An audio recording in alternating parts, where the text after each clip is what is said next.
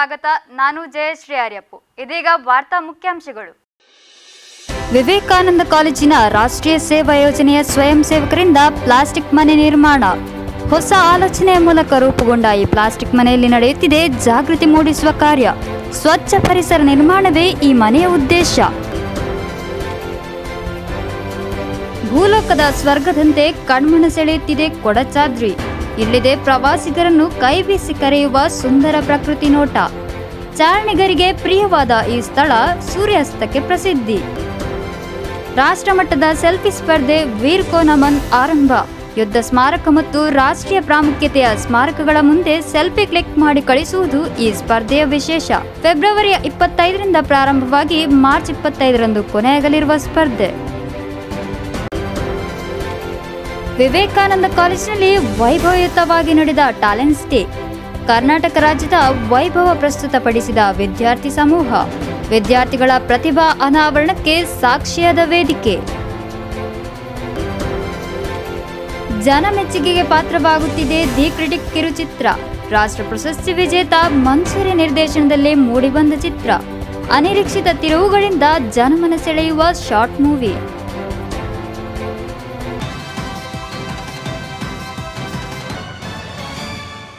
Plastic ವಸ್ತುಗಳನ್ನು ಹಂತ ಹಂತವಾಗಿ ನಿರ್ಮೂಲನೆ ಮಾಡುವ ಉದ್ದೇಶದಿಂದ ಪ್ಲಾಸ್ಟಿಕ್ ಮನೆಯ ನಿರ್ಮಾಣವನ್ನು ವಿವೇಕಾನಂದ ಪದವಿ ಕಾಲೇಜಿನ ರಾಷ್ಟ್ರೀಯ ಸ್ವಯಂ ಸೇವಾ ಯೋಜನೆಯ ವಿದ್ಯಾರ್ಥಿಗಳು ಕಾಲೇಜಿನ ಆವರಣದಲ್ಲಿ ನಿರ್ಮಿಸಿದ್ದಾರೆ. ಕಾಲೇಜಿನ ಆವರಣವನ್ನು ಪ್ಲಾಸ್ಟಿಕ್ ಮುಕ್ತಗೊಳಿಸುವ ನಿಟ್ಟಿನಲ್ಲಿ ಪರಿಸರ ಸ್ನೇಹಿ ಪ್ಲಾಸ್ಟಿಕ್ ಮನೆಯ ನಿರ್ಮಾಣ ಮಾಡಲಾಗಿದೆ. ಸ್ವಸ್ಥ ಸಮಾಜದ ಪರಿಕಲ್ಪನೆ ವಿದ್ಯಾರ್ಥಿಗಳಿಗೆ ಕಾಲೇಜಿನ ಶಿಕ್ಷಣದ ಜೊತೆಗೆ ಸಿಗಬೇಕು. ಪರಿಸರವನ್ನು ಮುಂದಿನ ಪೀಳಿಗೆಗೆ ಕೊಡುವಾಗ ನಮ್ಮ ಕೊಡುಗೆಯನ್ನು ನಾವು ಮನಗಾಣಬೇಕು ಎನ್ನುವ ಉದ್ದೇಶದಿಂದ ಕಾಲೇಜು ಎನ್ಎಸ್ಎಸ್ ಸಂಘಟನೆ ಜಾಗೃತಿ ಮೂಡಿಸುವ ಜೊತೆಗೆ ಸ್ವಚ್ಛ ಪರಿಸರ ನಿರ್ಮಾಣದ ಕೆಲಸವನ್ನು ಮಾಡುತ್ತಿದೆ. ಇಂತಹ ಉತ್ತಮ ರೀತಿಯ ಕಾರ್ಯಕ್ರಮಗಳು ರಾಷ್ಟ್ರೀಯ ಸೇವಾ ಯೋಜನೆಯ ಸ್ವಯಂ ಸೇವಕರಿಂದ ಮೂಡಿಬರುತ್ತಿರುವುದು ಶ್ಲಾಘನೀಯ.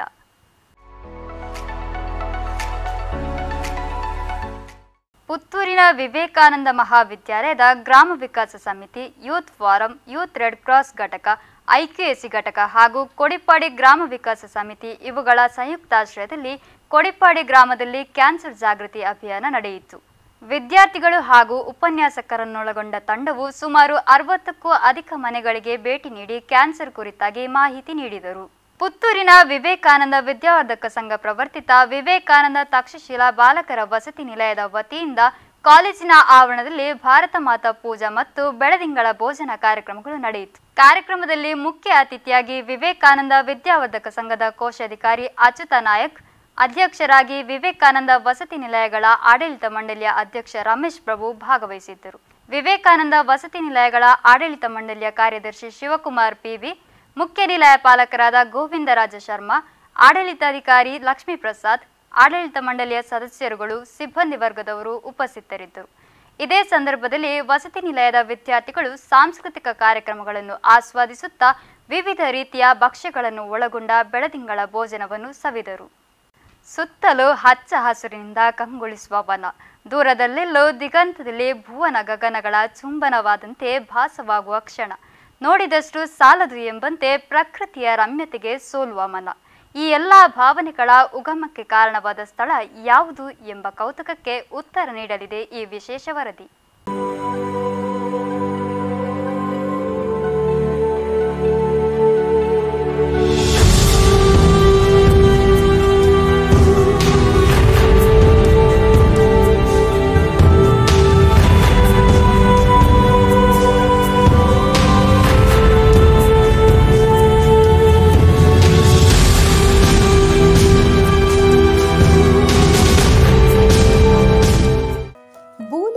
ಸ್ವರ್ಗದಂತೆ ಕಣ್ಮನ ಸೆಳೆಯುವ ಕರ್ನಾಟಕದ ಸಹ್ಯಾದ್ರಿ ಸಾಲುಗಳಲ್ಲಿ ರಾರಾಜಿಸುತ್ತಿರುವ ಈ ಸ್ಥಳವೇ ಶಿವಮೊಗ್ಗ ಜಿಲ್ಲೆಯಲ್ಲಿರುವ ಕೊಡಚಾದ್ರಿ. ಉಡುಪಿ ಜಿಲ್ಲೆಯ ಪ್ರಮುಖ ತೀರ್ಥಕ್ಷೇತ್ರ ಕೊಲ್ಲೂರಿನಿಂದ ಸುಮಾರು 30 ಕಿಲೋಮೀಟರ್ ದೂರದಲ್ಲಿರುವ ಕೊಡಚಾದ್ರಿ ರಾಜ್ಯದ ವಿವಿಧ ಭಾಗಗಳ ಪ್ರವಾಸಿಗರನ್ನು ಕೈಬೀಸಿ ಕರೆಯುತ್ತದೆ.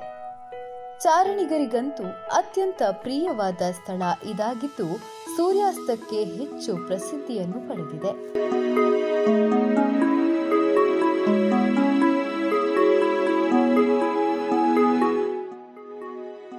ಕೊಡಚಾದ್ರಿಯ ಸ್ಥಳ ಪುರಾಣ ಹಲವಾರು ವಿಶೇಷ ಸಂಗತಿಗಳನ್ನು ತಿಳಿಸಿಕೊಡುತ್ತದೆ. ಕೊಲ್ಲೂರು ಮೂಕಾಂಬಿಕೆ ದೇವಸ್ಥಾನದ ಮೂಲ ಸ್ಥಳ ಇದಾಗಿದ್ದು, ಇಲ್ಲಿ ಮೂಲ ಮೂಕಾಂಬಿಕೆ ದೇವಸ್ಥಾನ, ಶಂಕರಾಚಾರ್ಯರ ಸರ್ವಜ್ಞ ಪೀಠ, ಗುಹೆಯಲ್ಲಿನ ಗಣಪತಿ ದೇವರ ಗುಡಿ, ಸೌಪರ್ಣಿಕ ನದಿಯ ಉಗಮ ಸ್ಥಾನ, ಚಿತ್ರಮೂಲ ಸೇರಿದಂತೆ ಪ್ರಕೃತಿಯ ರಮ್ಯತೆಯನ್ನು ಸವಿಯುವ ಹಲವಾರು ದೃಶ್ಯಗಳು ಕಾಣಸಿಗುತ್ತದೆ.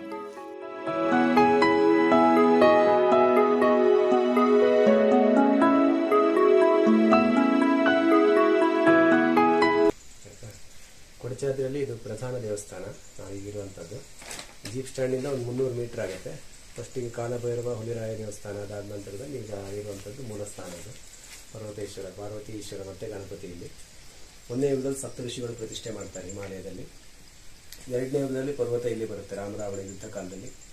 3ನೇ ಯುಗದಲ್ಲಿ ಮೂಕಾಸುರನ ವಧೆಗೆ ಕೋಲ ಮಹರ್ಷಿಯರು ಇಲ್ಲಿ ಬಂದು ದೇವಿ ಸ್ತುತಿ ಮಾಡ್ತಾರೆ. ಮತ್ತು ಕಲಿಯುಗದಲ್ಲಿ ಆಚಾರ್ಯ ಶಂಕರರು ಸಹ ಇಲ್ಲಿ ಬಂದು ದೇವಿ ಸ್ತುತಿ ಮಾಡಿ ಸಾಕ್ಷಾತ್ಕಾರ ಮಾಡಿದ್ರಂತ ಇತಿಹಾಸ. ಈ ರೀತಿ 4 ಯುಗದ ಇತಿಹಾಸ ಇದೆ. ಮುಖ್ಯ ದೇವಸ್ಥಾನ ಇದೆ. ಇಲ್ಲಿ ಒಟ್ಟು 64 ತೀರ್ಥಗಳಿದೆ. ಈ 64 ತೀರ್ಥಗಳು ಕೊಲ್ಲೂರಿನಲ್ಲಿ ಸೌಪರ್ಣಿಕೆಯಾಗಿ ಹರಿಯುತ್ತದೆ. ಇಲ್ಲಿರುವಂತಹ ದೇವಿ ಕೊಲ್ಲೂರಿನಲ್ಲಿ ಮೂಕಾಂಬಿಕಾ ಸ್ವರೂಪದಲ್ಲಿ ಇರ್ತಾಳೆ ಅಂತ ಪ್ರತೀತಿ.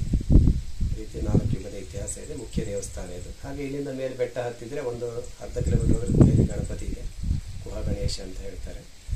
ಆನಂತರದಲ್ಲಿ ಶಂಕರ ಪೀಠ ಅಂತ, ಇಲ್ಲಿಂದ 1.5 ಕಿಲೋಮೀಟರ್ ಆಗ್ತದೆ. ಶಂಕರಾಚಾರ್ಯರು ಆ ಮಾರ್ಗವಾಗಿ ಕೊಲ್ಲೂರಿಗೆ ಹೋದ್ರು ಇಲ್ಲಿ ಬಂದು ಅಂತ ಇತಿಹಾಸದಲ್ಲಿ.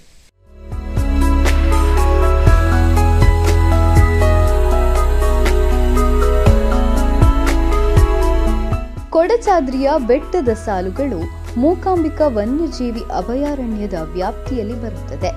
ಚಾರಣ ಮಾಡಲು ಅವಕಾಶ ಕಲ್ಪಿಸಲಾಗಿದ್ದು 400 ರೂಪಾಯಿ ಪ್ರವೇಶ ಶುಲ್ಕವನ್ನು ಪಾವತಿಸಬೇಕಾಗುತ್ತದೆ. ಜೀಪಿನ ಮೂಲಕವೇ ಮೂಕಾಂಬಿಕಾ ಮೂಲ ಸ್ಥಾನದವರೆಗೂ ತಲುಪಿಸುವ ವ್ಯವಸ್ಥೆ ಇದೆ. ಒಟ್ಟಿನಲ್ಲಿ ಕೊಡಚಾದ್ರಿಯ ಚಾರಣ ನಮಗೆ ಹಸುರಿತ್ತಲ್ ಹಸುರತ್ತಲ್ ಹಸುರೆತ್ತಲ್ ಕಡಲಿನಲ್ಲಿ ಎಂಬ ರಾಷ್ಟ್ರಕವಿ ಕುವೆಂಪುರವರ ಕವನದ ಸಾಲುಗಳನ್ನು ನೆನಪಿಸುತ್ತದೆ.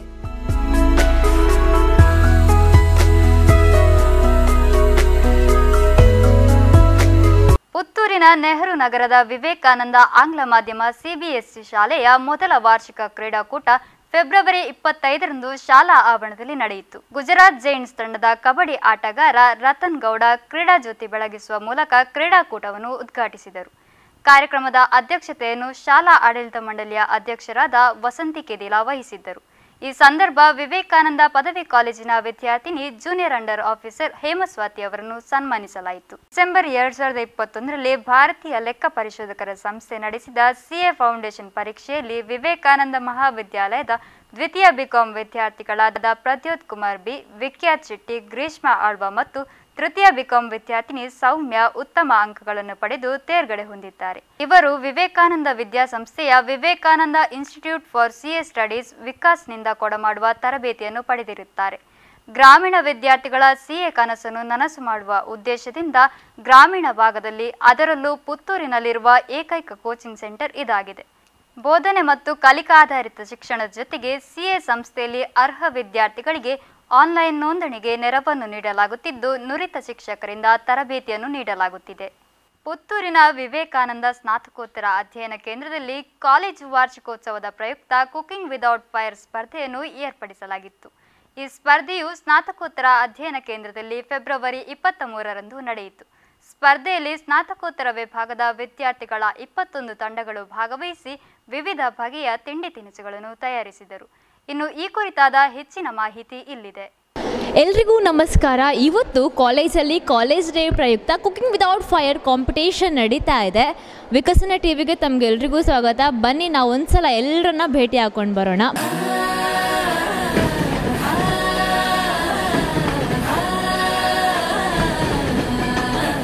ഇത്ര കാറ്റ് വേണ്ടായിരുന്നല്ലേ?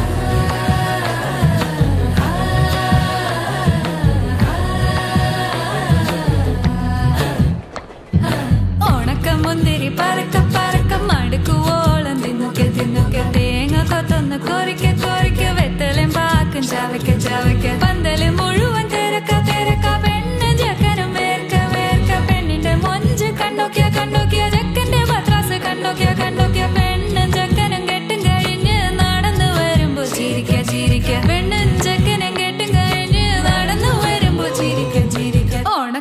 മുന്തിരി മടുക്കുവോളം തേങ്ങ കൊത്തൊന്ന് വെത്തലും പാക്കും. Hello ma'am, good morning. Good morning. ಸ್ಟೂಡೆಂಟ್ಸ್ಗೆ ಇವತ್ತು ಕಾಂಪಿಟೇಷನ್ ಆರ್ಗನೈಸ್ ಆಗಿದೆ ಮ್ಯಾಮ್. ಏನು ಹೇಳ್ತೀರಾ ಈ ವೆಕೇಷನಲ್ಲಿ? ಕಂಡಪಟ್ಟೆ ತಯಾರಿಗಳನ್ನು ಮಾಡ್ತಾ ಇದ್ದಾರೆ ಮಕ್ಕಳು, ಚೆನ್ನಾಗಿ ಮಾಡ್ತಾ ಇದ್ದಾರೆ. ಹೆಲ್ದಿ ಫುಡ್ಗಳನ್ನು ಮಾಡ್ತಾ ಇದ್ದಾರೆ. ಇದೊಂದು ಒಳ್ಳೆ ಬೆಳವಣಿಗೆ.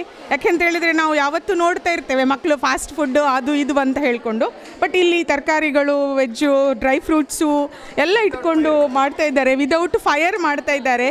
ಅದೊಂದು ಒಳ್ಳೆ ಬೆಳವಣಿಗೆ.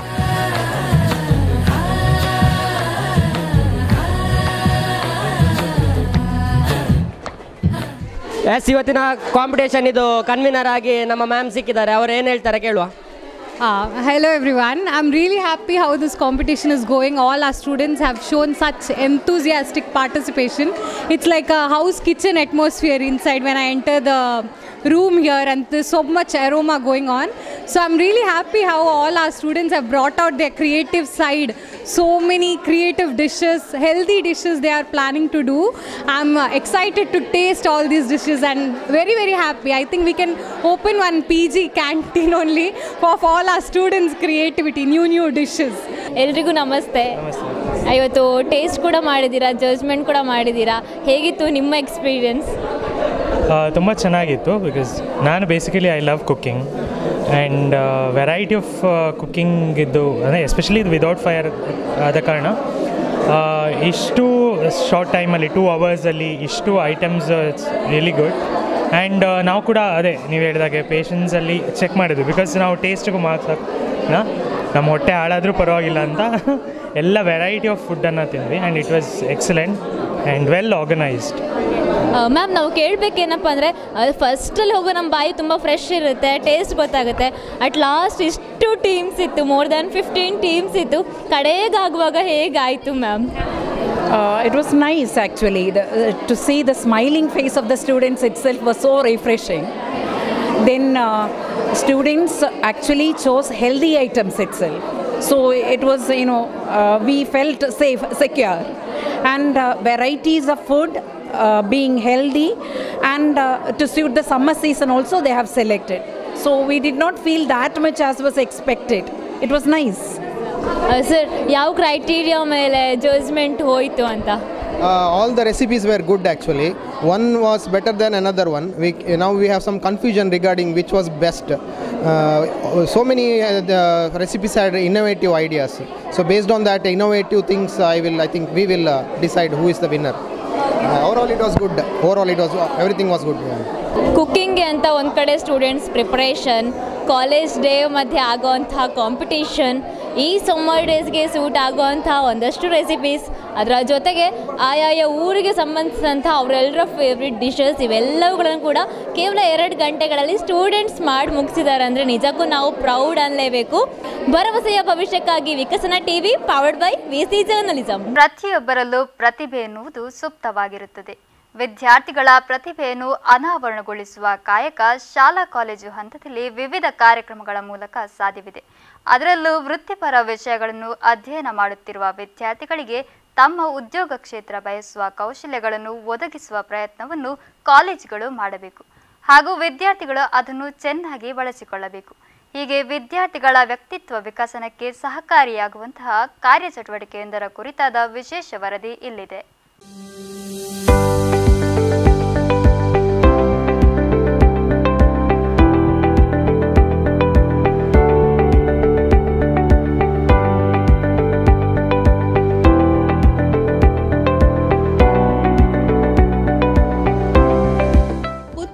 ವಿವೇಕಾನಂದ ಸ್ಕೂಲ್ ಆಫ್ ಮ್ಯಾನೇಜ್ಮೆಂಟ್ನ MBA ವಿದ್ಯಾರ್ಥಿಗಳಿಗೆ ಇರುವ ಚಟುವಟಿಕೆಯುಕ್ತ ಕಾರ್ಯಕ್ರಮವೇ ಸಮನ್ವಯ. ವಿದ್ಯಾರ್ಥಿಗಳೇ ಆಯೋಜಿಸಿ ಮುಕ್ತ ಮನಸ್ಸಿನಿಂದ ತೊಡಗಿಸಿಕೊಳ್ಳುವ ಈ ಕಾರ್ಯಕ್ರಮ ಹೆಸರಿಗೆ ತಕ್ಕಂತೆ ಪಠ್ಯ ಮತ್ತು ಕೌಶಲ್ಯದ ಸಮನ್ವಯವೇ ಸರಿ.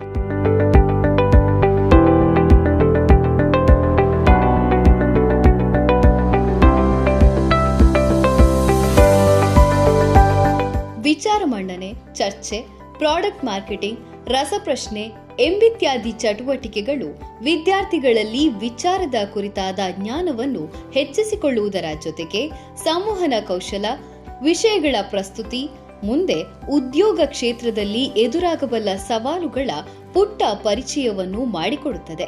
ಹಾಗೆಯೇ ಇದರ ಜೊತೆಗೆ ಮನೋರಂಜನಾತ್ಮಕವಾಗಿ ತೊಡಗಿಸಿಕೊಳ್ಳುವುದಕ್ಕೆ ಸಹಕರಿಸುವ ಗುಂಪು ಚಟುವಟಿಕೆಗಳು ತಂಡದ ಒಗ್ಗಟ್ಟು, ನಿರ್ವಹಣೆ ಮತ್ತು ಉತ್ತಮ ನಿರ್ಧಾರಗಳ ಸಮನ್ವಯ ಆಗುವುದಕ್ಕೆ ಸಹಕರಿಸುತ್ತದೆ. I am coordinating the forum activities, students forum activity Samanvaya from last 4 to 5 years in the MBA program. So due to this Samanvaya, I have seen lot of developments in the students as far as their personality is concerned. I have seen so much of development in their communication ability. What we have observed in the first day when they come and join MBA program, and the observation that we made when they complete the MBA program, lot of differences are there as far as their English command or English language is concerned, their interpersonal skill, their ability to play in the team. We have seen lot of improvements. So Samanvaya activity Saturday daily afternoon ಮೇಲೆ conduct ಮಾಡ್ತಾರೆ. So all 6 to 7 teams ಇರುವಂಥದ್ದು. So every week ಒಂದೊಂದು team organise ಮಾಡಬೇಕಾಗುತ್ತೆ, ಉಳಿದ team ಅದರಲ್ಲಿ perform ಮಾಡ್ತಾರೆ. So ಕಾರ್ಯಕ್ರಮವನ್ನು ಆಯೋಜಿಸುವ ವಿದ್ಯಾರ್ಥಿಗಳಿಗೆ ತಮ್ಮ ಜವಾಬ್ದಾರಿಯನ್ನು ಸಮರ್ಥವಾಗಿ ನಿರ್ವಹಿಸುವ ಗುಣವನ್ನು, ಪಾಲ್ಗೊಳ್ಳುವವರಲ್ಲಿ ವ್ಯಕ್ತಿತ್ವ ವಿಕಸನಕ್ಕೆ ಕಾರಣವಾಗುವ ಅಂಶಗಳನ್ನು ಒದಗಿಸುವ ಇಂತಹ ಕಾರ್ಯಕ್ರಮಗಳು ಎಲ್ಲ ಶಾಲಾ ಕಾಲೇಜುಗಳಿಗೆ ಲಭಿಸಲಿ ಎನ್ನುವುದು ನಮ್ಮ ಆಶಯ.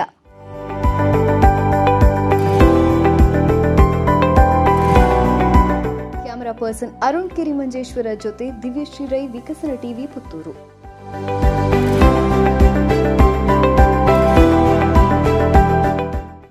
ರಾಷ್ಟ್ರೀಯ ಯುದ್ಧ ಸ್ಮಾರಕ ಸ್ಥಾಪನೆಯಾಗಿ 3 ವರ್ಷ ತುಂಬುತ್ತಿರುವ ಹಿನ್ನೆಲೆಯಲ್ಲಿ ರಾಷ್ಟ್ರಮಟ್ಟದ ಸೆಲ್ಫಿ ಸ್ಪರ್ಧೆ ವೀರ್ ಕೋ ನಮನ್ ಆಯೋಜಿಸಲಾಗಿದೆ. ರಾಷ್ಟ್ರೀಯತೆ ಮತ್ತು ದೇಶಭಕ್ತಿಯನ್ನು ಉತ್ತೇಜಿಸುವ ಸಲುವಾಗಿ ದೇಶದಾದ್ಯಂತ ಇರುವ ಯುದ್ಧ ಸ್ಮಾರಕಗಳು ಮತ್ತು ರಾಷ್ಟ್ರೀಯ ಪ್ರಾಮುಖ್ಯತೆಯ ಸ್ಮಾರಕಗಳ ಮುಂದೆ ಸೆಲ್ಫಿ ಕ್ಲಿಕ್ ಮಾಡಿ ಕಳಿಸುವ ಸ್ಪರ್ಧೆ ಇದಾಗಿದ್ದು, ಭಾರತೀಯ ನಾಗರಿಕರಿಗೆ ಮಾತ್ರ ಮುಕ್ತವಾಗಿದೆ. ಸ್ಪರ್ಧೆಯು ಫೆಬ್ರವರಿ 25ರಂದು ಪ್ರಾರಂಭವಾಗಿ ಮಾರ್ಚ್ 25ರಂದು ಕೊನೆಗೊಳ್ಳಲಿದೆ. ಆ ದಿನ ಸ್ಪರ್ಧೋತ್ಸಾಹದ ವಾತಾವರಣ, ವಿದ್ಯಾರ್ಥಿಗಳ ಕಲರವ ಎಲ್ಲೆಡೆಯೂ ಮನೆ ಮಾಡಿತ್ತು. ಕಲಾ ವಿದ್ಯಾರ್ಥಿಗಳ ಕಲಾ ಅನಾವರಣಕ್ಕೆ ವೇದಿಕೆಯೊಂದು ಸಜ್ಜುಗೊಂಡಿತ್ತು. ಅರೆ, ಯಾವುದೇ ಕಾರ್ಯಕ್ರಮ, ಏನಿದು ಕಲರವ? ಇಲ್ಲಿದೆ ನೋಡಿ ವಿಶೇಷ ವರದಿ.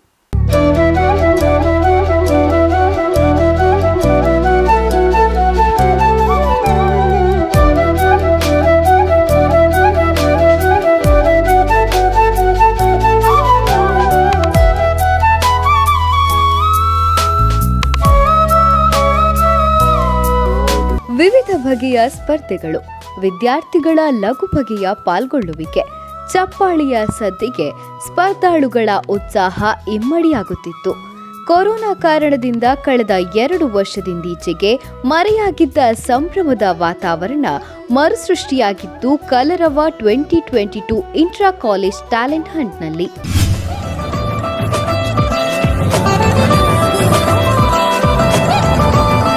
ವಿವೇಕಾನಂದ ಕಾಲೇಜಿನ ಸ್ನಾತಕೋತ್ತರ ಸಮೂಹ ಸಂವಹನ ಮತ್ತು ಪತ್ರಿಕೋದ್ಯಮ ವಿಭಾಗದ ಆಶ್ರಯದಲ್ಲಿ ಮಾನವಿಕ ಸಂಘ ಮತ್ತು ಐಕ್ಯೂಎಸ್ಸಿ ಘಟಕಗಳ ಸಹಯೋಗದಲ್ಲಿ ಕಾಲೇಜಿನ ಕಲಾ ವಿಭಾಗದ ವಿದ್ಯಾರ್ಥಿಗಳಿಗೆ ಆಯೋಜಿಸಲಾಗಿದ್ದ ಕಲರವ 2022 ಪ್ರತಿಭಾನ್ವೇಷಣೆ ಸ್ಪರ್ಧೆಯು ವಿದ್ಯಾರ್ಥಿಗಳ ಪ್ರತಿಭಾ ಅನಾವರಣಕ್ಕೆ ಕನ್ನಡಿಯಾಯಿತು.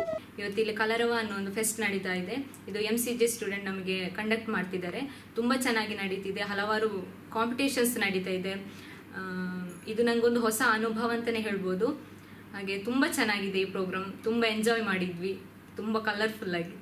ಕಾಲೇಜಿನ ಆಡಳಿತ ಮಂಡಳಿಯ ಅಧ್ಯಕ್ಷರಾದ ಡಾಕ್ಟರ್ ಶ್ರೀಪತಿ ಕಲ್ಲೂರಾಯ ಅಧ್ಯಕ್ಷತೆಯಲ್ಲಿ ಹೊಸದಿಗಂತ ಪತ್ರಿಕೆಯ ಮುಖ್ಯ ಸಂಪಾದಕರಾದ ವಿನಾಯಕ್ ಭಟ್ ಮೂರೂರು ಅವರಿಂದ ಚಾಲನೆ ಪಡೆದ ಕಲರವ 2022 ಪದವಿ ವಿದ್ಯಾರ್ಥಿಗಳ ವಿಕಸನ ಪತ್ರಿಕೆಯ ವಿಶೇಷ ಸಂಚಿಕೆಯ ಬಿಡುಗಡೆಗೂ ವೇದಿಕೆಯಾಯಿತು.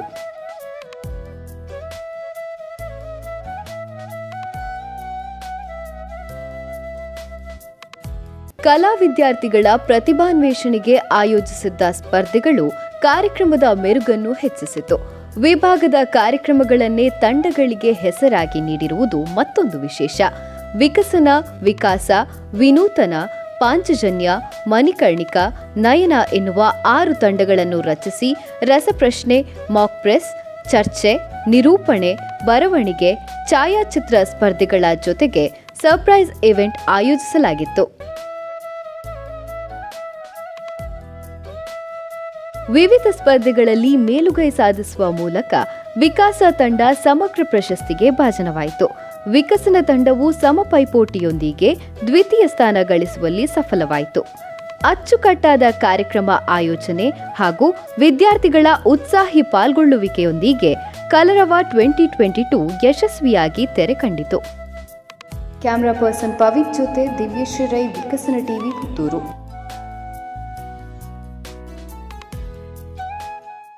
ಕರ್ನಾಟಕ ಫೆಬ್ರವರಿ 23ರಂದು 10 ಕೋಟಿ ಕೋವಿಡ್ ಲಸಿಕೆ ಡೋಸ್ ವಿತರಣೆ ಮಾಡಿದೆ ಎಂದು ಆರೋಗ್ಯ ಮತ್ತು ಕುಟುಂಬ ಕಲ್ಯಾಣ ಸಚಿವ ಡಾಕ್ಟರ್ ಕೆ ಸುಧಾಕರ್ ತಿಳಿಸಿದ್ದಾರೆ.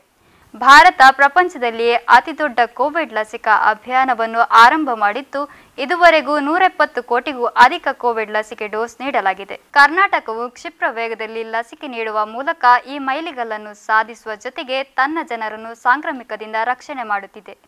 ಉತ್ತರದಲ್ಲಿ ಗಂಗಾ ಆರತಿ ಮಾದರಿಯಲ್ಲಿ, ದಕ್ಷಿಣದಲ್ಲಿ ತುಂಗಾ ಆರತಿ ಪ್ರಯುಕ್ತ 108 ಯೋಗ ಮಂಟಪಗಳ ನಿರ್ಮಾಣ ಕಾರ್ಯಕ್ಕೆ ಮುಖ್ಯಮಂತ್ರಿ ಬಸವರಾಜ ಬೊಮ್ಮಾಯಿ ಫೆಬ್ರವರಿ 20ರಂದು ದಾವಣಗೆರೆ ಜಿಲ್ಲೆಯ ಹರಿಹರದ ತುಂಗಭದ್ರಾ ನದಿಯ ತಟದಲ್ಲಿ ಶಿಲಾನ್ಯಾಸ ನೆರವೇರಿಸಿದರು. ಈ ಸಂದರ್ಭದಲ್ಲಿ ಹರಿಹರದ ಪಂಚಮಸಾಲಿ ಪೀಠದ ಶ್ರೀ ವಚನಾನಂದ ಸ್ವಾಮಿ, ಸಚಿವ ಭೈರತಿ ಬಸವರಾಜ್, ಮುರುಗೇಶ್ ನಿರಾಣಿ, ಸಂಸದ ಜಿಎಂ ಸಿದ್ದೇಶ್ವರ್ ಮತ್ತು ಪ್ರಮುಖರು ಉಪಸ್ಥಿತರಿದ್ದರು. ಮಂಗಳೂರು ನಗರದಲ್ಲಿ ಸಂಚಾರ ದಟ್ಟಣೆಯಿಂದ ಸೈಕಲ್ ಪ್ರಿಯರ ಸಂಚಾರಕ್ಕೆ ತೊಡಕಾಗುತ್ತಿದ್ದು, ಈ ಸಮಸ್ಯೆಗೆ ಪರಿಹಾರವಾಗಿ ಮಂಗಳೂರು ನಗರ ಭೂ ಸಾರಿಗೆ ನಿರ್ದೇಶನಾಲಯವು ಹೊಸ ಯೋಜನೆಯ ಅನುಷ್ಠಾನಕ್ಕೆ ಸಿದ್ಧತೆ ನಡೆಸುತ್ತಿದೆ. ಪ್ರತ್ಯೇಕ ಸುಸಜ್ಜಿತ ಸೈಕಲ್ ಟ್ರ್ಯಾಕ್ ನಿರ್ಮಾಣಕ್ಕೆ ಸಂಬಂಧಿಸಿದಂತೆ ತಯಾರಿ ಭರದಿಂದ ಸಾಗುತ್ತಿದೆ. Bolar boat repair yard, TMA Pai convention ಸಭಾಂಗಣ, ಮಾರ್ನೆಮಿಕಟ್ಟೆ ಮಾರ್ಗವಾಗಿ ಟ್ರ್ಯಾಕ್ ನಿರ್ಮಾಣವಾಗಲಿದೆ. ಹಲವು ದಿನಗಳ ಬಳಿಕ ಪ್ರತಿಭೆಗಳ ಅನಾವರಣಕ್ಕೆ ವೇದಿಕೆ ಸಜ್ಜಾಗಿತ್ತು. ನೃತ್ಯ, ಸಂಗೀತ, ನಾಟಕ ಹೀಗೆ ಹಲವು ಕಲಾ ಪ್ರಕಾರಗಳ ಪ್ರದರ್ಶನಕ್ಕೆ ವಿದ್ಯಾರ್ಥಿಗಳು ಕಾತುರರಾಗಿದ್ರು. ಈ ದೃಶ್ಯ ಕಂಡು ಬಂದಿದ್ದು ಎಲ್ಲಿ ಎಂಬ ಕಾತುರವಿದೆಯೇ? ಹಾಗಾದ್ರೆ ಈ ಸ್ಟೋರಿ ನೋಡಿ.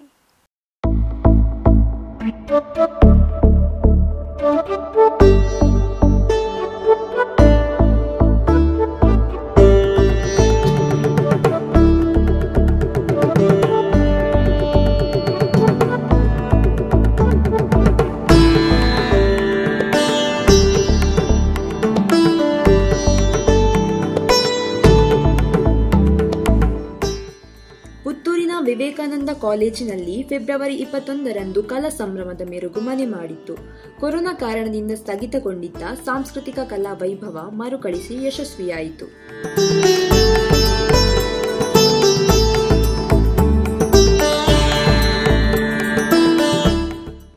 ಕಾಲೇಜಿನ 22ನೇ ವರ್ಷದ ಸ್ಪರ್ಧಾನ್ವೇಷಣೆ ಕಾರ್ಯಕ್ರಮವು ಅಚ್ಚುಕಟ್ಟಾಗಿ ಮೂಡಿಬಂತು. ಪದವಿ ಹಾಗೂ ಸ್ನಾತಕೋತ್ತರ ಪದವಿ ವಿದ್ಯಾರ್ಥಿಗಳ ಒಟ್ಟು 14 ತಂಡ ಕರ್ನಾಟಕ ವೈಭವ ವಿಷಯ ಆಧಾರಿತ ನೃತ್ಯ, ನಾಟಕ, ಸಂಗೀತ ಹೀಗೆ ವಿವಿಧ ಜನಪದ ಕಲೆಗಳ ಮೂಲಕ ತಮ್ಮ ಪ್ರತಿಭೆ ಪ್ರದರ್ಶಿಸಿದರು. ಚೆಂಡೆ ವಾದನದ ಮೂಲಕ ವಿಶಿಷ್ಟವಾಗಿ ಸಮಾರಂಭವನ್ನು ಕಾಲೇಜಿನ ಆಡಳಿತ ಮಂಡಳಿ ಸದಸ್ಯೆ ಶುಭಾ ಅಡಿಗ ಉದ್ಘಾಟಿಸಿದರು. ಪದವಿ ಕಾಲೇಜಿನ ಟ್ಯಾಲೆಂಟ್ಸ್ ಡೇಯಲ್ಲಿ ಭಾಗವಹಿಸಿ ತುಂಬ ಖುಷಿ ಆಗ್ತಾ ಉಂಟು. ಪ್ರಥಮದಾಗಿ ನಮ್ಮ ತರಗತಿಯ ವಿದ್ಯಾರ್ಥಿಗಳೇ ಪ್ರದರ್ಶನ ಕೊಟ್ಟರು. ಈ ವರ್ಷ ಏನೋ ಒಂದು ಬ್ಯಾಡ್ ಲಕ್ಕಲ್ಲಿ ಬಹುಮಾನ ಸಿಗಲಿಲ್ಲ, ಆದರೆ ನೆಕ್ಸ್ಟ್ ಸೆಮ್ಮಲ್ಲಿ ಇದೇ ರೀತಿ ಒಳ್ಳೆ ಹುಮ್ಮಸ್ಸಿನಿಂದ ಟ್ಯಾಲೆಂಟ್ಸ್ ಡೇಯನ್ನು ಹಮ್ಮಿಕೊಳ್ತಾರೆ ಅಂತ ಫೈನ್ ಆರ್ಟ್ಸ್ನ ಅಸೋಸಿಯೇಷನ್ನ ಮೆಂಬರ್ಸ್ ಎಲ್ಲ ಹೇಳಿದ್ದಾರೆ. ಹಾಗೆ ಮುಂದಿನ ಬಾರಿ ಬಹುಮಾನ ಪಡೆಯುವ ಎಲ್ಲ ನಂಬಿಕೆ ನಮಗಿದೆ. ನಾವು ಅದಕ್ಕೋಸ್ಕರ ಸಜ್ಜಾಗ್ತೇವೆ. ಈ ಸಂದರ್ಭ ಕಾಲೇಜಿನ ಪ್ರಾಚಾರ್ಯ ಪ್ರೊಫೆಸರ್ ವಿಷ್ಣು ಗಣಪತಿ ಭಟ್, ಕನ್ನಡ ವಿಭಾಗದ ಉಪನ್ಯಾಸಕ ಡಾಕ್ಟರ್ ಮನಮೋಹನ ಎಂ, ಲಲಿತ ಕಲಾ ಸಂಘದ ಸಂಯೋಜಕರು, ಸದಸ್ಯರು, ಉಪನ್ಯಾಸಕರು ಈ ಸುಂದರ ಕ್ಷಣಗಳಿಗೆ ಸಾಕ್ಷಿಯಾದರು.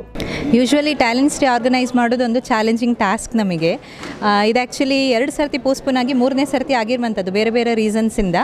ಬಟ್ ಲಾಟ್ಸ್ ತೆಗೆದು ಇದೆಲ್ಲ ನಾವು ಮೊದಲೇ ಮಾಡಿದ್ವಿ. ಸ್ಟೂಡೆಂಟ್ಸ್ ಇದು ಕಾಪರೇಷನ್ ತುಂಬ ಇತ್ತು.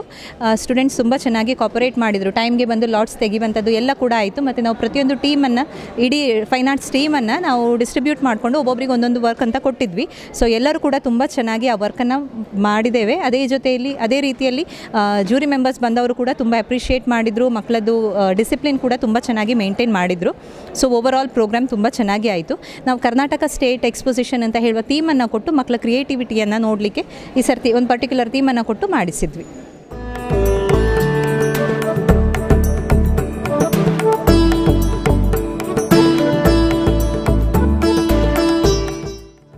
ತರಗತಿವಾರು ನಡೆದ ಪ್ರತಿಭಾನ್ವೇಷಣೆ ಸ್ಪರ್ಧೆಯಲ್ಲಿ ಎಂಕಾಂ ವಿಭಾಗದ ತಂಡ ಪ್ರಥಮ ಸ್ಥಾನ ಗಳಿಸಿದರೆ ಎಂಎಸ್ಸಿ ವಿಭಾಗ ದ್ವಿತೀಯ ಹಾಗೂ ಅಂತಿಮ ಬಿಕಾಂ ತರಗತಿ ತೃತೀಯ ಸ್ಥಾನ ಪಡೆದುಕೊಂಡಿತು. ಈ ಸಂದರ್ಭ ಎಂಸಿಜೆ ವಿಭಾಗದ ಪ್ರದರ್ಶನ ವಿಶೇಷ ಮನ್ನಣೆಗೆ ಭಾಜನವಾಯಿತು. ಇನ್ನು ಕಾಲೇಜಿನ ಆಡಳಿತ ಮಂಡಳಿ ಸದಸ್ಯೆ ಶುಭಾ ಅಡಿಗ, ಕಾಲೇಜಿನ ಹಿರಿಯ ವಿದ್ಯಾರ್ಥಿನಿ, ವಿವೇಕಾನಂದ ತಾಂತ್ರಿಕ ಮಹಾವಿದ್ಯಾಲಯದ ಎಂಸಿಎ ವಿಭಾಗದ ಪ್ರಾಧ್ಯಾಪಕಿ ನೀಮಾ ಹಾಗೂ ಮೆಕ್ಯಾನಿಕಲ್ ಇಂಜಿನಿಯರಿಂಗ್ ವಿಭಾಗದ ಪ್ರಾಧ್ಯಾಪಕ ಸುದರ್ಶನ್ ತೀರ್ಪುಗಾರರಾಗಿ ಭಾಗವಹಿಸಿ ಕಾರ್ಯಕ್ರಮದ ಮೆರುಗನ್ನು ಹೆಚ್ಚಿಸುವಲ್ಲಿ ಸಫಲರಾದರು. ಕ್ಯಾಮರಾ ಪರ್ಸನ್ ಕಾರ್ತಿಕ್ ಪೈ ಜೊತೆ ದಿವ್ಯಶ್ರೀ ರೈ, ವಿಕಸನ TV, Puttur.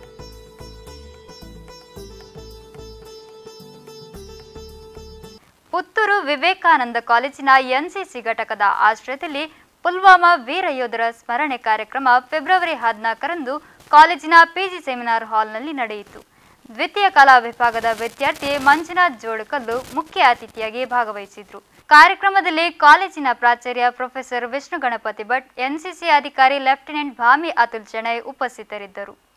ಏರ್ಥಿಂಗ್ಸ್ masters online rapid chess ಟೂರ್ನಿಯಲ್ಲಿ ಭಾರತದ grand master R Praggnanandhaa February 21ರಂದು ವಿಶ್ವ ಚಾಂಪಿಯನ್ ಮ್ಯಾಗ್ನಸ್ ಕಾರ್ಲ್ಸನ್ ಅವರನ್ನು ಸೋಲಿಸುವ ಮೂಲಕ ಚೆಸ್ ಕ್ಷೇತ್ರದಲ್ಲಿ ಮಹತ್ತರವಾದ ಸಾಧನೆಗೈದಿದ್ದಾರೆ. 16 ವರ್ಷದ ಪ್ರಜ್ಞಾನಂದ ಟೂರ್ನಿಯ 8ನೇ ಸುತ್ತಿನಲ್ಲಿ ಕಪ್ಪು ಕಾಯಿಗಳೊಂದಿಗೆ ಆಡಿ 39 ನಡೆಗಳಲ್ಲಿ ಗೆದ್ದು ಮುನ್ನಡೆ ಸಾಧಿಸಿದರು. ಈ ಬಾಲಕನ ಸಾಧನೆಗೆ ದೇಶದ ಗಣ್ಯರು ಮೆಚ್ಚುಗೆ ವ್ಯಕ್ತಪಡಿಸಿದ್ದಾರೆ.